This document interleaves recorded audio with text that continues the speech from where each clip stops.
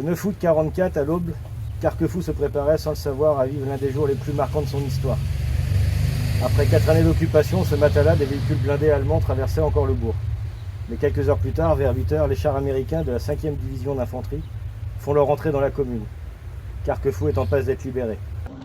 La population, d'abord prudente, comprend peu à peu que quelque chose change. Le drapeau tricolore réapparaît timidement aux fenêtres. L'espoir renaît dans les regards. Mais ce souffle de liberté n'est pas sans conséquence.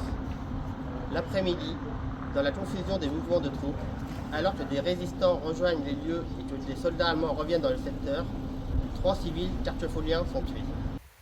Pierre Pinson, 69 ans, son gendre, André Goupil, 34 ans, et Louis Bourgeois, 60 ans, que nous allons honorer dans quelques instants, touché par balle devant son domicile alors qu'il observait les événements depuis sa porte. Ce jour-là, un soldat américain trouve également la mort. Andrew Leonard Savon, jeune militaire engagé dans les combats pour notre libération. 9 ou 10 soldats allemands sont également tués lors des affrontements. Plusieurs d'entre eux reposent désormais dans les hautes sphères des Vosges, dans le cimetière de Carquefou. Quant à Louis Bourgeois, il repose ici, avec ses proches et sa famille. Une tombe modeste mais précieuse pour le souvenir.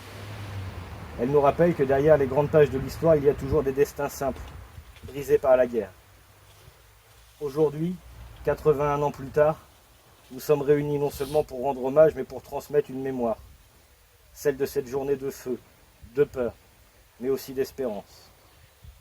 Commémorer la libération, ce n'est pas faire revivre les conflits. C'est se souvenir des visages, des noms, des faits pour lesquels les sacrifices ne soient jamais effacés par l'indifférence.